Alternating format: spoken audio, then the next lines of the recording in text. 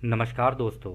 Law of one यानी एक का कानून, या कह लीजिए एक का ज्ञान, या कह लीजिए एक के तरीके। यह उसका 33वां सत्र है जो कि मार्च 1981 को रिकॉर्ड किया गया था। दोहराया जाता है कि इस किताब द्वारा दी गई सभी सूचनाएं और जानकारियां आप जान भी सकते हैं, मान भी सकते हैं, नज़रअंदाज भी कर सकते हैं और नकार भी सकते हैं, क्योंकि यह आपकी स्वतंत्र इच्छा या फ्री विल है जो कि एक अनंत रचयिता द्वारा आपको दी गई है। एक बात और कही जाती है कि लॉ ऑफ वन पूरी तरह से सभी के लिए फ्री है। यदि कोई इकाई या व्यक्ति इसको निजी स्वार्थ के लिए इस्तेमाल करे तो वह उसकी व्यक्तिगत जिम्मेदारी होगी। और साथ ही साथ यह भी कहा जाता है कि यदि कोई व्यक्ति इसको अपनी भाषा में परिवर्तित करके दूसरों से साझा करना चाहे या फिर इन वीडियोस को अपने चैनल पर चलाना चाहे तो वह भी ऐसा कर सकता है, क्योंकि वह भी उसकी फ्री विल है। तो जैसा कि राह हमेशा कहते हैं, हम राह हैं। हम आपका स्वागत एक अनंत रचयिता के प्रेम और रोशनी में करते हैं। अब हम संवाद करते हैं। तो पहला सवाल डॉन करते हैं।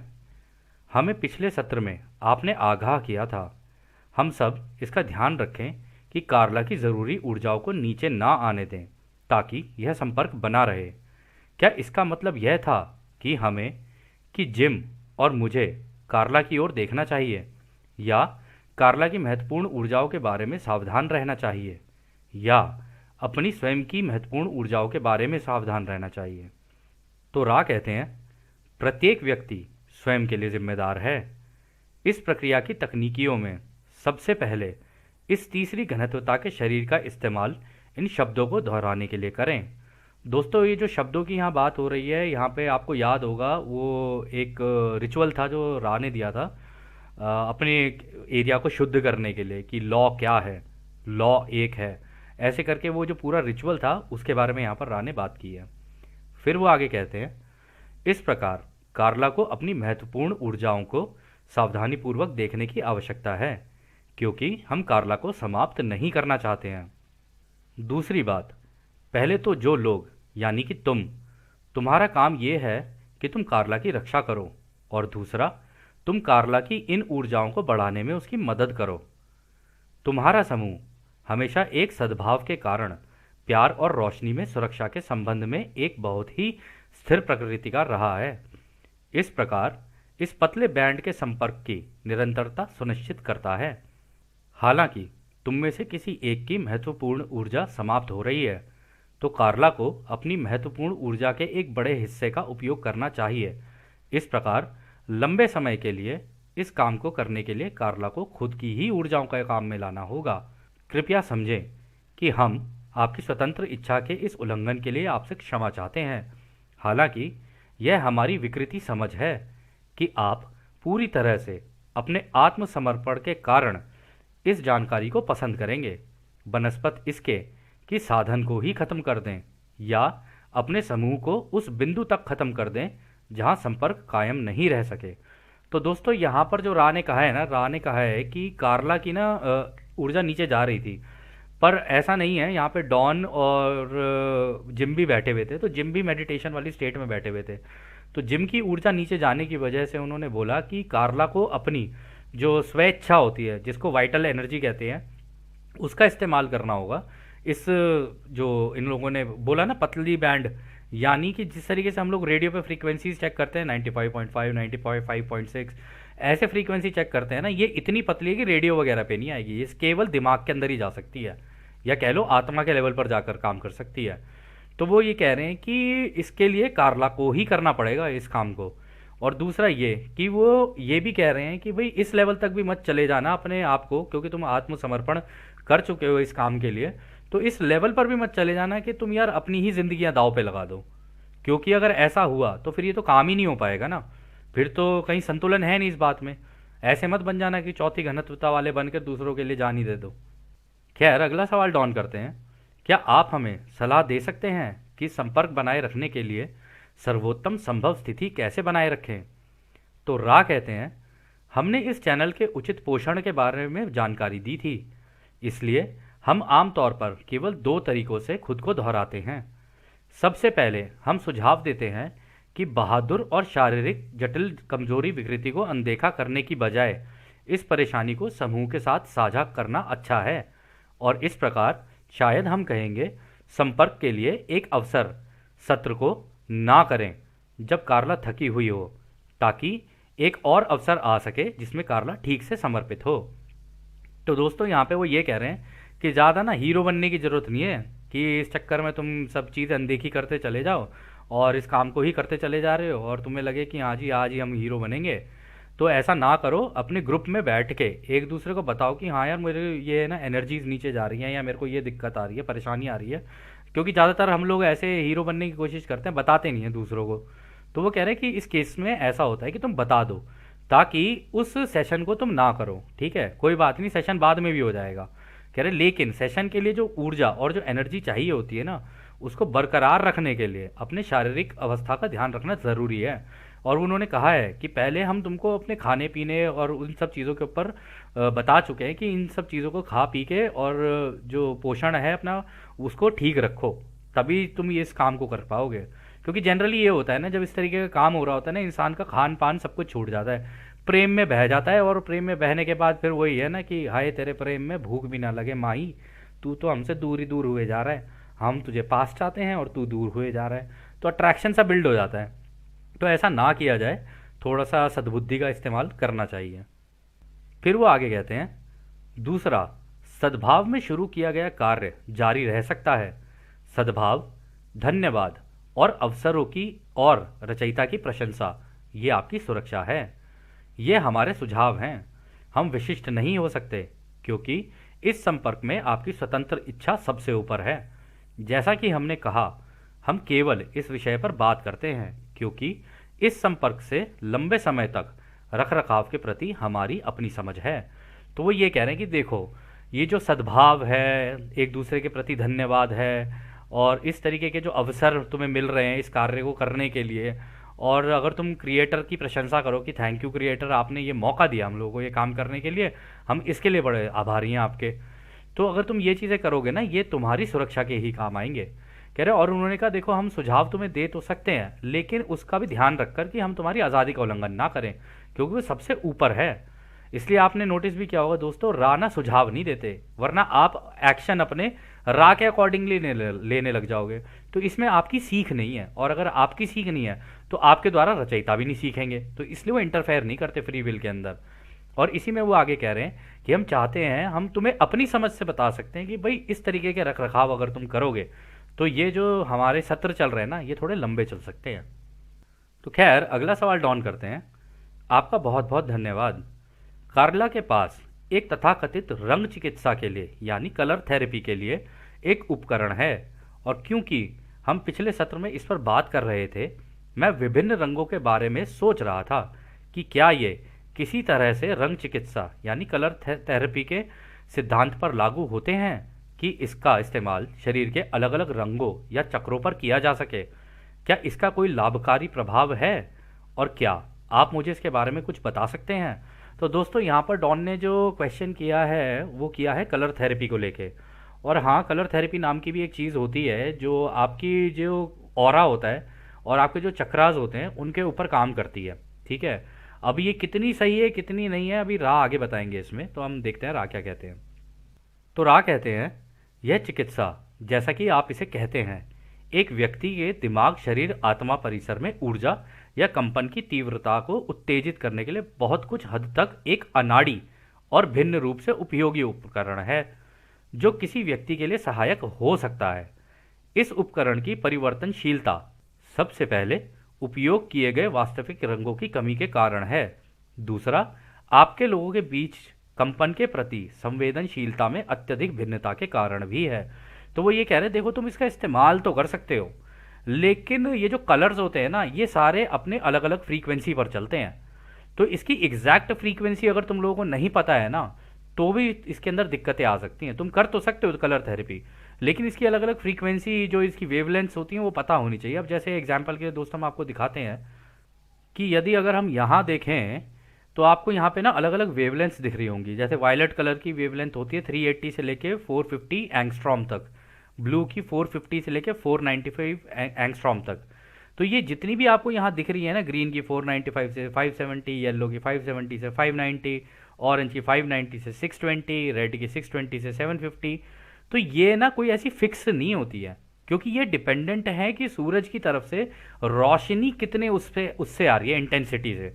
ये बढ़ भी सकती है, ये कम भी हो सकती है, लेकिन लगभग अमूमन इसी के आसपास ही घूमती रहेगी अगर घूमेगी तो। ठीक है। और ये हर्ट्ज में भी कैलकुलेट हो सकती है, और इसका एक्चुअल जो कैलकुलेशन होता है वो एंगस्ट्रॉम में होता है। एंगस्ट्रॉम एक यूनिट है आपकी फिजिक्स में, अगर आप चेक कर सकें तो। हम इसके अंदर ज़्यादा नहीं घुसेंगे, बस ये आपको बताने के लिए था। और फिर इसी जवाब में रा आगे ये भी कहते हैं कि इसका एक कारण ये भी है कि तुम्हारे यहाँ के जो लोग हैं ना, उनका अलग अलग वाइब्रेटरी रेट है। अब ये वाइब्रेटरी रेट जो होता है ना दोस्तों, ये होता है आपकी सोच पर निर्भर, कि आपकी सोच कहाँ तक पहुँची है, या आपकी अवेयरनेस कहाँ तक पहुँची है, आपकी जानकारियाँ कहाँ तक पहुँची हैं। अब कोई व्यक्ति, उसे जानकारी नहीं है तो वो लोअर वाइब्रेशन में ही रहेगा। किसी को ज़्यादा जानकारी है वो और हायर वाइब्रेशन में रहेगा। जो मेडिटेट कर रहा है उसको उसके अंदर से भी जो जानकारियाँ मिल रही हैं वो उससे भी ज़्यादा हायर वाइब्रेशन में रहेगा। और आप लोगों ने भी नोटिस किया होगा अपनी ज़िंदगी में, जब से लॉ ऑफ वन आप लोगों ने पढ़नी शुरू की है, ठीक है, या समझनी शुरू की है, आप अपने अंदर कई बदलाव देख रहे होगे। और वो जो बदलाव है ना, वो अच्छे बदलाव ही हैं। इससे आपकी कंपनता धीरे धीरे ऊपर उठती जा रही है, क्योंकि जानकारी का लेवल भी तो ऊपर बढ़ रहा है ना। अब आप पूरे ब्रह्मांड को एक फैमिली लेके चल रहे हो, सारी चीज़ें समझने की कोशिश कर रहे हो, तो इसका मतलब आपका लेवल, आपकी सोच ब्रह्मांड के लेवल की सोच हो रही है। तो जब इस लेवल की सोच होगी तो डेफिनेटली आपका वाइब्रेटरी रेट और आपका वाइब्रेटरी पैटर्न भी बढ़ेगा। तो यहाँ पर वो यही कह रहे हैं कि सबका एक जैसा नहीं है। अब ऐसा तो है नहीं कि वो सब लॉ ऑफ वन सुन रहे हो। हम लोगों को जनरली ये लगता है कि ये इन्फॉर्मेशन हमारे पास आ गई ना तो शायद सामने वाला समझ लेगा, ठीक है, या सामने वाले को हम समझाएं तो वो समझ पाएगा। पर ऐसा है नहीं। उसकी कंपनता नीचे है, उसका ज्ञान नीचे है, इसलिए उसको समझाना बड़ा मुश्किल है इस चीज़ को। जब तक वो खुद नहीं ढूंढेगा तब तक उसको मिलेगा भी नहीं है। और वो ढूंढेगा ही तब जब उसके पास दुख आएंगे। अभी तो मज्जानी लाइफ चल रही है, फिर उसके बाद जब हो जाएगा ना, दुखाने शुरू होंगे, तब आप लोग कहोगे सुवाच्छे, अब बता तू, तेरे को ये जो प्रॉब्लम आ रही है, अब है हमारे पास तेरे लिए सोल्यूशन, अब ले तू लॉ ऑफ वन, अब सुन। फिर उसकी कंपनता बढ़ेगी। जब उसकी कंपनता बढ़ेगी तब आप लोग सारे एक लेवल पे हो सकते हो, तब इस तरीके के उपकरण का इस्तेमाल किया जा सकता है। खैर, फिर अगला सवाल डाउन करते हैं। मुझे लगता है कि विशिष्ट रंग के क्रिस्टल के माध्यम से प्रकाश को प्रवेश करके आप एक वास्तविक रंग प्राप्त कर सकते हैं। क्या यह सही है? तो यहाँ पे वो कह रहे हैं किसी स्पेसिफिक पिरामिड का, मतलब अगर हम लोग प्रिज्म यूज़ करें, उसके अंदर से लाइट को निकालें तो उसके अंदर से 7 रंग बट जाते हैं। तो कह रहे कि अगर उसके रंगों को देखकर अगर उसका इस्तेमाल किया जाए, कि भाई किसी के ऊपर ये पिरामिड रख दिया जाए और फिर उसका इस्तेमाल उसके शरीर पर किया जाए, उसके अंदर से लाइट निकाली जाए और फिर उसके शरीर पर डाली जाए ये लाइटें, तो क्योंकि वो टूट जाएंगी, लाइटें अलग अलग होंगी, तो जहाँ पर लाल होनी चाहिए वहाँ पर उसको एंगल वैसा बना दो कि लाल वाली वहाँ पड़े, फिर बीच में वो पड़े, मतलब क्या कहते हैं आपका सेक्रल चक्रा पे अलग पड़े, सोलर पे अलग पड़े। तो इस तरीके से अगर होती रहे तो शायद इसका इस्तेमाल किया जा सकता है। तो रा कहते हैं यह रंग में सटीकता तक पहुँचने का एक तरीका होगा। यह एक मामला है जिसे आप गुणवत्ता नियंत्रण कहेंगे, कि इस्तेमाल किए जाने वाला सेल्यूलॉइड एक अलग रंग का है। यह एक महान या दिखने वाली भिन्नता नहीं है, हालांकि यह विशिष्ट अनुप्रयोगों को देखते हुए कुछ अंतर करता है। तो दोस्तों यहाँ पर वो यही कह रहे हैं कि देखो इसका इस्तेमाल किया तो जा सकता है। और यहाँ पर सेलुलॉइड की बात की ना, तो वो ये बात कर रहे हैं, सेलुलॉइड होते हैं हमारे सेल्स, तो उसके बारे में वो बात कर रहे हैं, कह रहे हैं कि अलग अलग उनके अंदर भी अलग अलग कंपनता होती है। तो किस सेल के ऊपर कौन सा रंग जाना चाहिए ना, ये उसके ऊपर भी निर्भर करता है। कह रहे कि हालांकि अगर तुम इसका इस्तेमाल करो तो इतना ज़्यादा डिफरेंस नहीं है इसमें, अगर तुम करोगे तो इससे फ़र्क पड़ सकता है, ठीक है। तो वो कह रहे हैं कि हालांकि, लेकिन तुम्हें ये भी देखना पड़ेगा कि इसको अलग अलग तरीके से प्रयोग करके देखना पड़ेगा कि कौन से एंगल पर, कौन सी जगह पर जब तुम इसका इस्तेमाल करोगे तो इसका फ़र्क पड़ रहा है सामने वाले के ऊपर। तो इसका एक हम चित्र देखते हैं, उससे समझने की कोशिश करते हैं कि ये लोग क्या कह रहे हैं। तो दोस्तों आप अभी ना एक चित्र देख रहे होगे, यहाँ से एक लाइट पड़ रही है प्रिज्म के ऊपर लेफ्ट से, ठीक है। ये प्योर वाइट लाइट है, ठीक है, और इसको कोहेरेंट लाइट भी बोलते हैं, मतलब इसकी वेवलेंथ सारी एक जैसी रहेंगी, स्ट्रेट। ये आपको जनरली जब हम बचपन में वो नहीं खेलते थे, क्या बोलते, लेज़र बीम, लेज़र बीम एक दूसरे के ऊपर मारते थे, और बच्चे भी आजकल खेलते हैं उससे। उस तरीके की वाइट कलर की भी आती है, वो कोहेरेंट लाइट होती है, उसके अंदर कोई डिफरेंस नहीं होता, इसलिए वो स्ट्रेट चलती है।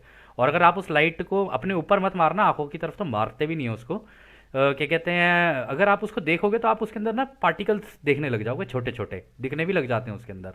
अगर आप उसे दूर से मार रहे हो लेकिन साइड से देख रहे हो तो आपको दिख जाएगा वो। तो कह रहे हैं अगर इस तरीके से लाइट मारोगे ना तो इस प्रिज्म से डिफ्रैक्ट होके वो अलग अलग रंगों में बट जाएगी।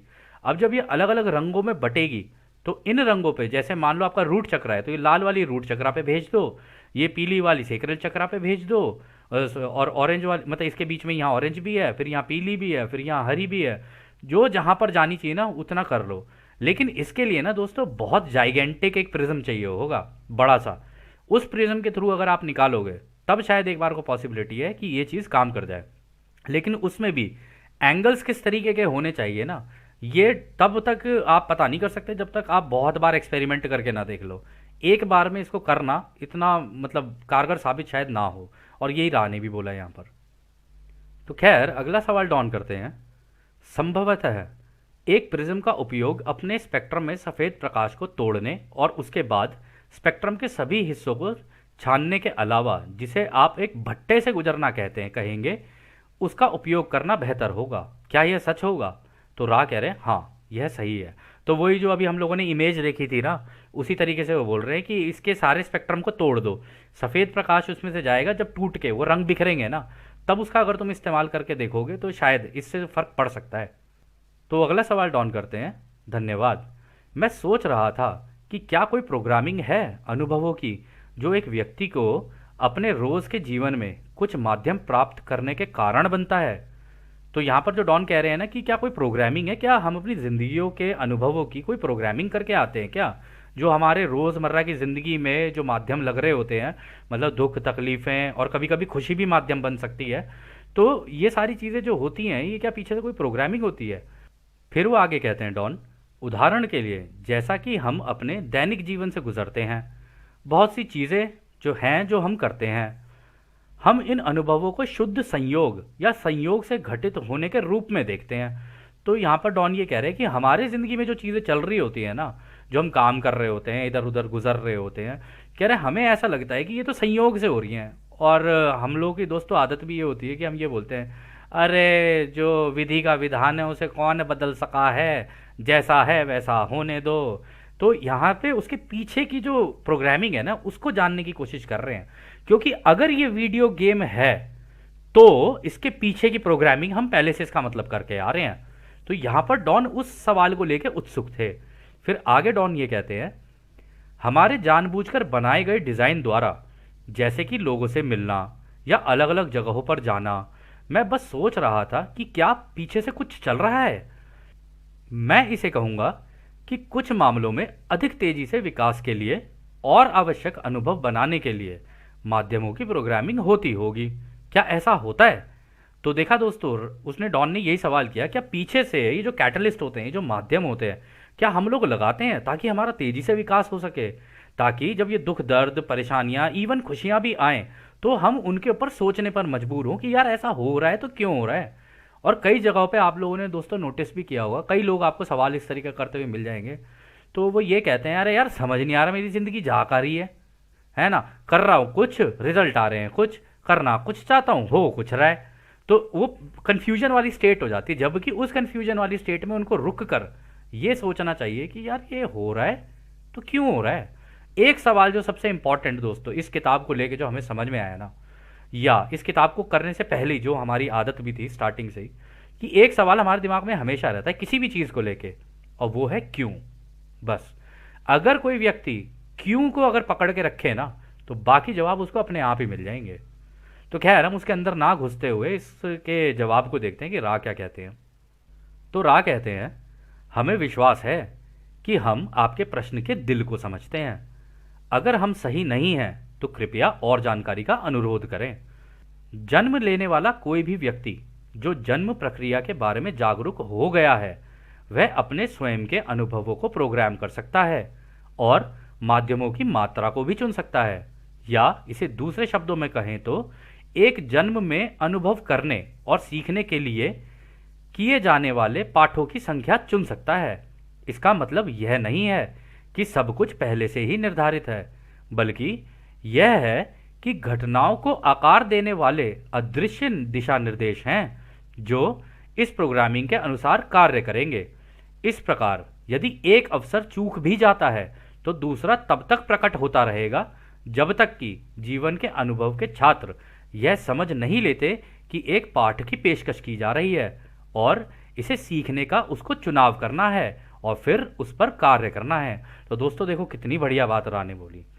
उन्होंने कहा है कि भाई अगर ये जन्म की प्रक्रिया लेने वाला ये जो सिस्टम है जो पीछे से होता है, हम पुनर्जन्म लेते हैं, बार बार जन्म लेते हैं, अगर कोई इसको समझ जाता है तो वो अपने माध्यम खुद चुनता है कि भाई अगर मैं अलग हटूं, अपने रास्ते से अलग हटूं, तो यहाँ पर दिक्कतें लग जानी चाहिए, फिर यहाँ पर इस तरीके की दिक्कत लग जानी चाहिए, क्योंकि वहाँ पर बैठ के हर व्यक्ति जो भी होगा, बाकी वास्तविकता में आपको बताएं ये जन्म लेने की प्रक्रिया तो सभी को पता होती है।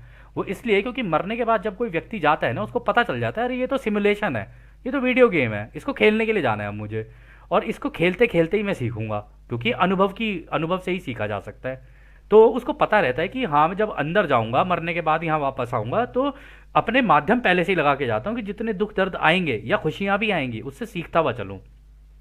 तो आगे वो इसमें यही कह रहे हैं कि जब भी कोई ऐसा करने लग जाता है, जब उसको ये ज्ञात हो जाता है कि हाँ भाई ये गेम इस तरीके से खेली जाती है, तो वो एक जन्म में अनुभव करने के लिए और सीखने के लिए अपने लेसन्स को डिसाइड करके आता है कि हाँ ये लेसन्स हैं जो मुझे लेने हैं यहाँ पर, ठीक है। और ऐसा भी नहीं है कि बहुत ज़्यादा लेसन लगा देगा, ठीक है, कुछ कम भी लगाते हैं, कुछ ज़्यादा भी लगाते हैं। जिसकी ज़्यादा लर्निंग हो गई होती है पहले, उसको कम लेसन्स लगाने पड़ते हैं। जिसकी कम लेसन मतलब कम लर्निंग हुई होती है उसको ज़्यादा लेसन्स लगाने पड़ते हैं। तो इस तरीके से ये होता रहता है। तो इसमें आगे भी वो कह रहे हैं कि हालांकि हम ये भी कहेंगे कि ऐसा नहीं है कि ये कोई पहले से निर्धारित है, क्योंकि कुछ चीज़ें तो रैंडम भी होंगी ना, कुछ रैंडम इवेंट्स भी होंगे उसके अंदर। फिर वो कह रहे हैं कि ये तो इसलिए होता है कि ये जो प्रोग्रामिंग होती है ना, ये अदृश्य दिशा निर्देश होते हैं, जिसको कई लोग सोल कॉन्ट्रैक्ट भी बोलते हैं, जो अपने हायर सेल्फ को दे के आते हैं। कह रहे ये तो वो दिशा निर्देश होते हैं तुमको ये बताने के लिए कि तुम इस ग्रह पर हो, ठीक है, और तुम्हें चुनाव करना है एक दिशा के अंदर जाने के लिए, और उसका चुनाव करके जब तक तुम उस दिशा में कार्य नहीं करने लग जाओगे ना, तब तक ये माध्यम तुम्हारी जिंदगी में लगते रहेंगे। और यहाँ पर भी वो कह रहे कि अगर मान लो एक अवसर चूक भी जाता है तो दूसरा तब तक प्रकट होता रहेगा जब तक कि जीवन के अनुभव के छात्र यह नहीं समझ लेते कि एक पाठ की पेशकश की जा रही है और इसे सीखने का उसको चुनाव करना है और फिर उस पर कार्य करना है। तो बता ही दिया राने, उन्होंने कहा कि भाई अगर ये दुख दर्द और ये सारी तकलीफें तुम्हारी ज़िंदगी में आ रही हैं ना, तो तुम्हें बैठ के उसको एनालिसिस करना है कि यार अगर ये दिक्कतें आ रही हैं, परेशानियां आ रही हैं या खुशियां आ रही हैं ज़रूरत से ज़्यादा, तो ये क्यों आ रही हैं? कुछ तो सिखाने के लिए आ रही होंगी ना। तो इससे क्या सीख मिली, उसके बेसिस के ऊपर तुम अपना एक चुनाव कर लो, या तो खुद की सेवा वाले रास्ते पर निकल जाओ या दूसरों की सेवा वाले रास्ते पर निकल जाओ। जो तुम्हें ठीक लगेगा उसके हिसाब से अपना रास्ता चुनो और उस रास्ते को चुनकर उसके ऊपर कार्य करना शुरू कर दो कि इससे पहले ट्रेन निकल जाए और तुम यूं ही कहते रह जाओ जी पहले तुम पहले तुम पहले तुम पहले तुम। आप इसी काम में लगे रहोगे, यहाँ पे ट्रेन निकल जाएगी, फिर रिपीट मारना पड़ जाएगा 25,000 साल की साइकिल। तो इससे बेटर ये है कि यहाँ पर चुनाव कर लो, उस दिशा में काम करना शुरू कर दो, तो तुम्हारी प्रोग्रेस भी तेज हो जाएगी, तुम्हारी लर्निंग भी अच्छी हो जाएगी। तो खैर अगला सवाल डॉन करते हैं। तब इन पाठों को फिर एक प्रोग्राम किया जाएगा जिससे कि जीवन का अनुभव जारी रहता है।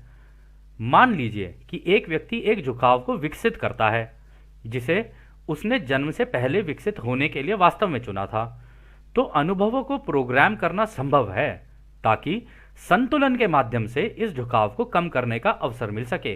क्या यह सही है? तो रा कहते हैं हाँ यह बिल्कुल सही है। तो दोस्तों पता है यहाँ पर वो क्या कह रहे हैं, वो कह रहे हैं डॉन की अच्छा तो इसका मतलब ये जो अनुभव हैं उनके लिए जो हम लोग माध्यम लगाएंगे, कह रहे उससे हमारा एक झुकाव बनेगा कि या तो दूसरों की सेवा का या खुद की सेवा का। कह रहे और खुद की सेवा का और दूसरों की सेवा का, क्योंकि ये दोनों निरंतर साथ साथ हमारी जिंदगी में चलते रहते हैं, कह रहे इसके अंदर हमें संतुलन बनाना होता है। कह रहे और वो जो संतुलन बनाना होता है ना, वो अंत में जाके, क्योंकि दोस्तों सबको ना क्रिएटर के जैसा बैलेंस सीखना है, सबको जो रचयिता बनेगा ना उसके पास सबसे अच्छा बैलेंस होना चाहिए, तब ही वो रचयिता बन सकता है। अगर वो इधर भी स्विंग कर रहा है या उधर स्विंग कर रहा है तो इस वजह से उसके पास बैलेंस नहीं आ पाएगा। तो उसके अंदर वो बैलेंस होना चाहिए कि जो चीज़ें हो रही हैं होने दो, मैं अपने कार्य पे अपनी कर्म भूमि पे आया हुआ हूं, ये मेरा कर्म है, मुझे देखना है। दूसरे के कर्म से अगर मैंने अपने आप को अटैच किया तो मैं एंटैंगल हो जाऊंगा। इस प्रोसेस को कह लो या इस कॉन्सेप्ट को लो दोस्तों, एंटैंगलमेंट का प्रोसेस बोलते हैं। तो एंटैंगलमेंट किसी दिन हम लोग ढंग से डिस्कस करेंगे कोर में, लेकिन यहाँ पर वो ये कह रहे हैं कि संतुलन बना के चलो, मतलब झुकाव तो रखो अपना कि दूसरों की सेवा में जाओगे या खुद की सेवा में जाओगे, लेकिन दूसरों की सेवा के अंदर भी तो संतुलन है ना। उसमें भी तो 51 और 49 का संतुलन है। उसको तुम बना के चलते रहो कि आधा अपने लिए सोच सकते हो, आधे से हल्का दूसरे के लिए, सामने वाले के लिए सोच सकते हो। कहीं ऐसा ना हो कि तुम इतना कर दो और सामने वाला कहे कि तेरे से मांगा था मैंने जो तू मेरे लिए कर रहा है, फिर आपका दिल टूटेगा और फिर आप कहोगे अरे सारे माध्यम के ऊपर पानी फिर गया, अरे बेकार ही हो गया, छोड़ो परे। फिर आप ब्रेकअप और फिर ये लो और फिर पैचअप, ब्रेकअप, ब्रेकअप, पैचअप, यही चलता रहता है सबका। लेकिन एनीवेज ये अच्छा सवाल था जो डॉन ने किया। इससे हम लोगों को भी काफ़ी कुछ सीखने के लिए मिला कि हाँ भाई ये संतुलन बनाना बहुत ज़रूरी है, लेकिन झुकाव भी होना ज़रूरी है कि कौन सी दिशा में जाना है। तो खैर अगला सवाल डॉन करते हैं। धन्यवाद। फिर इससे मैं एक अनुमान लगाऊंगा। मैं कहूंगा कि व्यक्ति के दिमाग में झुकाव ही एकमात्र चीज है जो किसी भी परिणाम का कारण है। वह जिस भौतिक माध्यम का अनुभव करता है, चाहे उसके बारे में कुछ भी हो रहा हो, वह उसके ध्यान में पूरी तरह से झुकाव का कार्य होगा। मैं एक उदाहरण के रूप में कहूंगा, यह माध्यम ही हैं जो झुकावों को नियंत्रित करते हैं। क्या यह सही है? तो देखा डॉन ने कितना अच्छा सवाल कहा। डॉन ने कहा कि अच्छा तो इसका मतलब ये जो झुकाव है ना, इसी की वजह से, चाहे वो खुद की सेवा का हो या दूसरों की सेवा का हो, कह रहे ये उसी की वजह से जब झुकाव हो जाता है तब ही परिणाम आने शुरू होते हैं। और इन झुकावों का जो मेन रूट कॉज है, जो कारण है, वो है ये माध्यम। और ये जो माध्यम लगने शुरू होते हैं तब हमारे झुकाव पैदा होने शुरू होते हैं।